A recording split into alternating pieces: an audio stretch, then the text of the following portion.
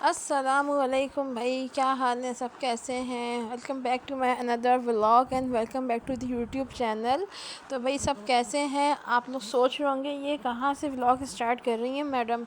तो भाई यहाँ पे मैं जा रही थी, ज़रा मुझे सामान लेना था बाहर से, क्योंकि वो पकौड़े माशाल्लाह रोज़ाना बन रहे हैं, जिसकी वजह से प्याज भी ख़त्म हो गई थी और मुझे एक दो चीज़ें और लेनी थी। तो भाई मुझे रसमलाई का सामान भी लेना था। बाय द वे आज मैं आप लोग के लिए बनाऊँगी स्पेशल रसमलाई और मेमनी दाल चावल। बहुत दिन से अफ्तारी बन रही थी तो मेरा दिल नहीं चाह रहा था। मैंने कहा भई आप लोग रोज़ाना अफ्तारी अफ्तारी अफ्तारी किसी दिन कहते हैं खाना भी बना लें। अब ज़ाहिर है कि दाल चावल तो मेरे फेवरेट हैं भाई, ये तो इसका तो कोई जोड़ ही नहीं है किसी चीज़ के लिए भी। तो मैं यहाँ बाहर जा रही थी तो मैंने थोड़ा सा ये बाहर का भी रिकॉर्ड कर लिया। मेरा दिल चाह रहा था कि मैं आप लोग को दिखाऊँ। यहाँ गुलशन इकबाल में कामरान मार्केट है, तो यहाँ से मैं सौदा वगैरह लेती हूँ। अपना ग्रॉसरी तो खैर इम्तियाज़ से करती हूँ, लेकिन जैसे छोटे छोटे जो सामान होता है तो मैं यहाँ से लेती हूँ। तो यहाँ पे ये फ्लावर्स इतने प्यारे लग रहे थे, नया बंगला बना है हमारे घर के पास, तो इसको भी रिकॉर्ड कर लिया, अच्छा लगा। तो यहाँ पे इतने सारे प्लांट्स रखे हुए थे, मुझे प्लांट्स बहुत पसंद है यहाँ पे, लेकिन था ही नहीं उसका जिससे ख़रीदती मैं। मेरा दिल चाह रहा था कि इसमें से मैं कुछ ले लूँ, लेकिन फिर ले ही नहीं सकी। यहाँ पर मैं आ गई थी सब्ज़ी वाले के पास, सब्ज़ी ले रही थी, प्याज ख़त्म हो गई थी तो मैंने कहा प्याज ले लूँ। प्याज बड़ी अच्छी मिल रही थी और रीज़नेबल भी थी, मतलब 150 की 2 केजी मिल रही थी, वरना तो बीच में प्याज बहुत महंगी हो गई थी। तो बस फिर मैं घर आ गई थी अपना ये सामान लेकर के, और हस्बैंड को मैंने भेजा था रसमलाई का डब्बा और दूध वगैरह देने, वो मैं भूल गई थी। तो ये जो आप ब्लैक चूड़ियाँ देख रहे हैं ये कल मैं लेकर आई थी, मुझे बहुत अच्छी लग रही थी, तो फिर मैंने दोनों हाथों के लिए ले ली। तो आप लोग बताएं आप लोगों को पसंद है। और फिर ये हुआ कि मेरे हस्बैंड आ गए थे, सामान भी लेकर आ गए थे, तो फिर ये जो सामान था ये मैं किचन में लेकर आई कि मैं ये रखूं। और उसके बाद फिर ये है कि मैंने कहा कि थोड़ा सा नमाज़ वगैरह पढ़ लूँ, उसके बाद फिर मैं ट्राई करूँगी कि क्या क्या करना है मुझे। तो ये रसमलाई का भी सामान आ गया था मेरा, दूध भी आ गया था, और बाकी जो है मैं सब्ज़ियाँ वगैरह भी जो मुझे चाहिए थी वो मैं लेकर आ गई थी। तो आप लोग बताएं भाई कि आप लोग का रमज़ान रोज़े कैसे गुजर रहे हैं। या हरा धनिया पुदीना जो है मैं इसको धो के रखूँगी, क्योंकि चटनियाँ ख़त्म हो गई थी हमारे घर में, तो अब चटनियाँ भी बनेंगी दोबारा से। और ये है कि यहाँ प्याज मैं डाल रही थी इसके अंदर, मैंने कहा कि हाथ के हाथ सारा काम भी समेटती रहूँ, क्योंकि फिर ये होगा कि पड़ी रहेंगी, कोई और रखेगा नहीं। तो यहाँ पर जो है रसमलाई बनाने के लिए मैंने सॉस पैन ले लिया था, और ऊपर का 1 केजी वाला है, ये मुझसे खुल नहीं रहा था। तो ये है कि मैं इसमें डाल दूँगी 1 केजी ऑल पर का दूध, और फिर इसके साथ हम जो है चीनी डाल देंगे, और इसको इतना पकाएंगे कि इसकी कंसिस्टेंसी थोड़ी सी गाढ़ी हो जाए। और ये आप लोग समझ रहे होंगे कि इन्होंने क्या डाला है। तो ये जो है ये है ड्राई मिल्क, जो नीडो या फिर एवरीडे वगैरह होता है, इससे जो है ना बहुत मज़े का फ्लेवर आता है। तो ये भी मैंने थोड़ा सा इसमें डाल दिया था। अब ये अच्छी तरह से जब बॉयल हो जाएगा तो जब हम इसके अंदर जो है रसमलाई की गोलियाँ डालेंगे।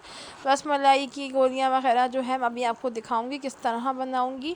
रसमलाई बहुत इजी है। यहाँ दूध अच्छी तरह से बॉईल हो गया था मेरा, तो यहाँ पे आप देख सकते हैं मैंने रसमलाई निकाल ली है। और ये जो है इसमें अंडे की सफ़ेदी डली हुई है, जर्दी नहीं डालनी, जर्दी से थोड़ा हार्ड हो जाता है। जर्दी आप देख सकते हैं मैंने अलग कर दी, डिस्कार्ड कर दी, इसके पास नहीं डाली इसके साथ में।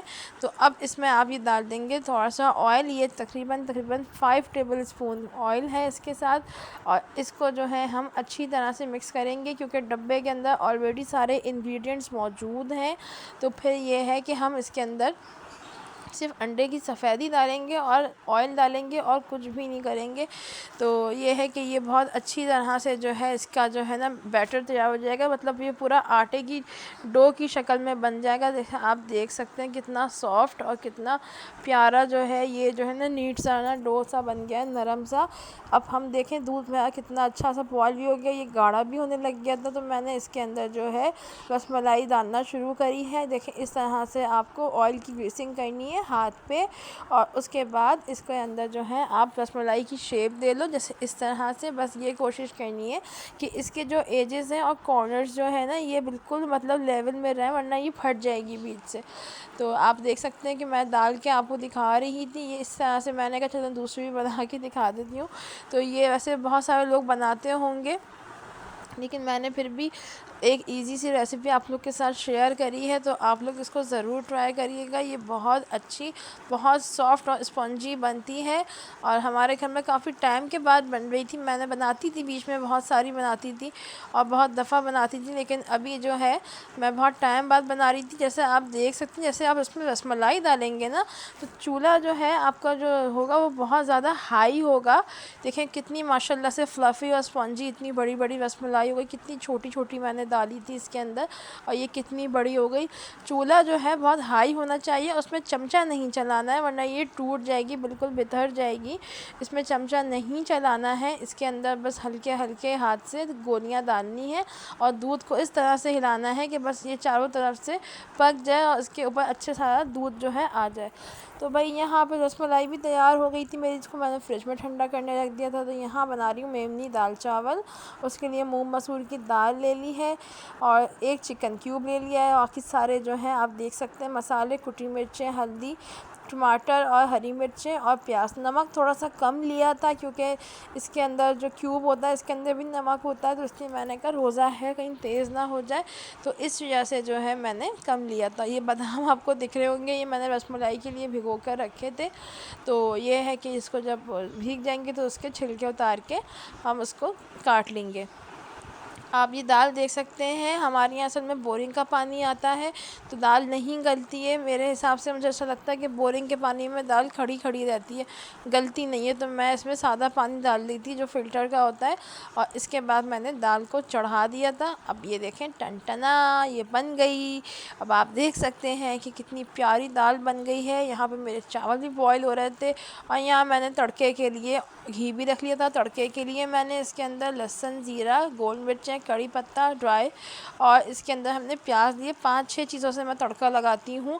और यहाँ मैंने हरी मिर्चें काट ली थी क्योंकि हमारे यहाँ दाल चावल और मिर्चें ज़रूर खाई जाती हैं। इसके अंदर लेमन और नमक डाल लिया था। यहाँ तड़का भी हमारा अच्छी तरह से रेडी हो गया था।